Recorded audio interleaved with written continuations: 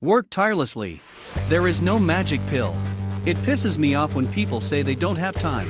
I worked at a construction site and managed to study in the gym for 5 hours at the same time. Each of us has 24 hours a day. Plan them out. You have to work, and work again.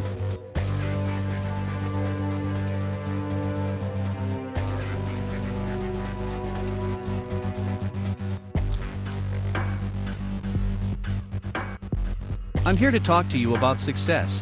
When I went to college, I worked at a construction site and managed to study in the gym for 5 hours a day. At that time, bodybuilding did not bring money. I didn't have the money for the necessary sports nutrition. So that I had to work. I worked, studied, trained 4 more times a week from 8 in the evening to 12 at night. I went to acting courses. And I did everything in time. I haven't wasted a single minute. That's why I'm standing here today. At the age of 20, I went to London and won the title of Mr. Universe. I became the youngest Mr. Universe in history. And it happened because I had a goal. If you don't have a clear vision of where to go, if you don't have a goal, which you strive for, you will walk in circles and never achieve anything. 74% of people in America hate their job. Most people don't like what they do. Because they are not doing it for the purpose they are pursuing, but because they were just wandering aimlessly and accidentally stumbled upon an empty workplace. They go to work because they need to earn money. And working just for the sake of money is always routine, hard work that does not bring pleasure at all. Just think about it. Only a quarter of people really love what they do in life. At the time of the movie Pumping Iron, people who would see me in the gym constantly asked, "Why is it that when you train hard, 5 to 6 hours a day, you always have a smile on your face? Legs and looks train as hard as you, but they have constantly sullen faces. Why is that?" And I always answered, because I am moving towards my goal. I have the title of Mr. Universe in front of me. Every approach I make brings me closer to my goal. Each approach turns my introduction into reality. Every kilogram I lift is another step towards my dream. And so I couldn't wait to do a squat with 230 kilograms.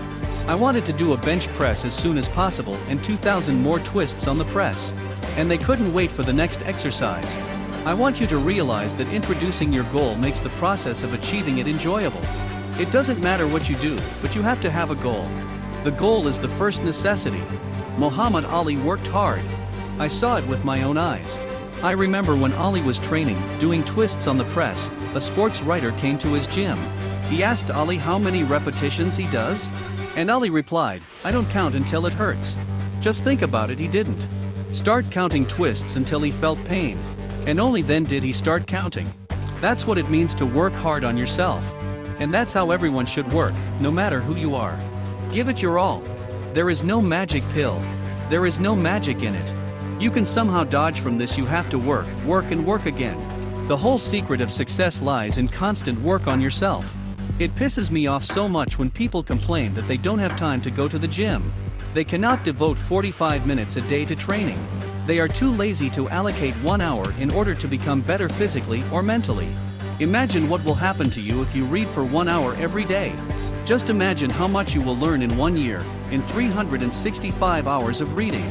Imagine that you will be working on your favorite thing for 1 hour every day. Just imagine how far you can go and how much you can get. So it just drives me crazy when people say, "I don't have time." Each of us has 24 hours a day. You sleep 6 hours a day, so you still have 18 hours left in the hall.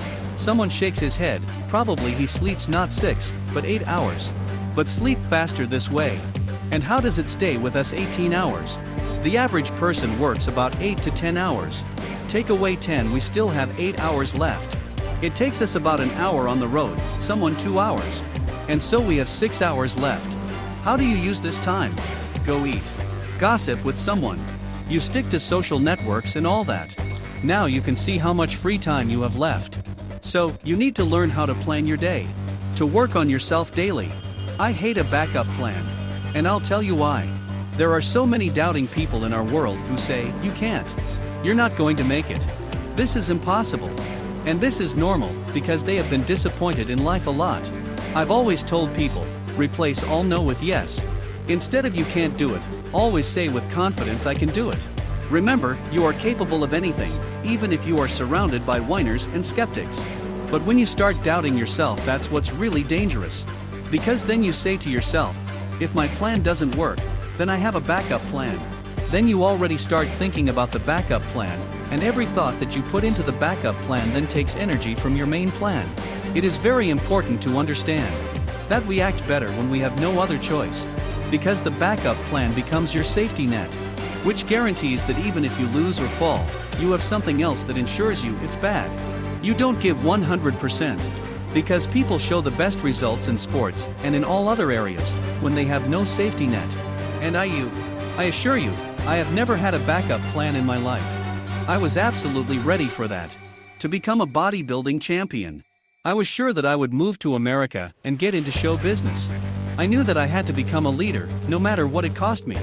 And I was ready to work on myself tirelessly. I told myself that I would work again and again until I got what I wanted. The same thing happened with my political career. I believe that having a backup plan is extremely dangerous, because in this way you limit yourself and give up the chance to truly succeed.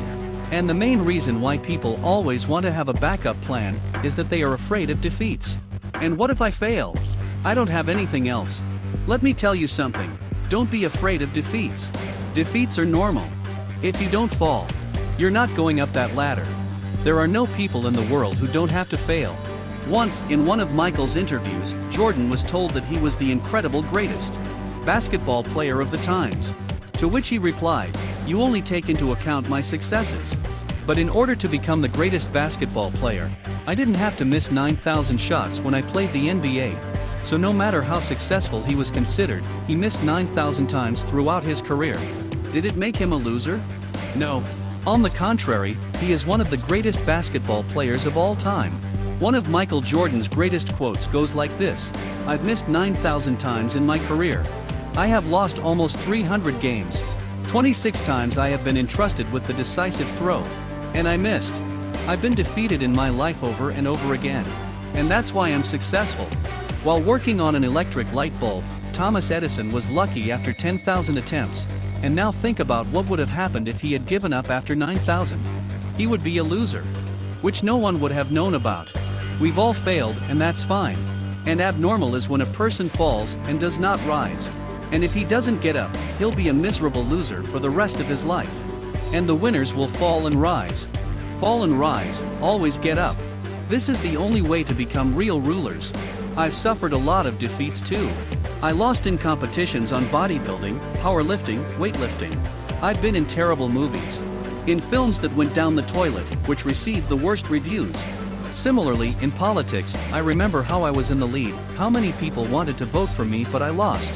My rating in California dropped to 28%, but then it rose, and I became governor again. We're all losing. We all have defeats, and this is normal.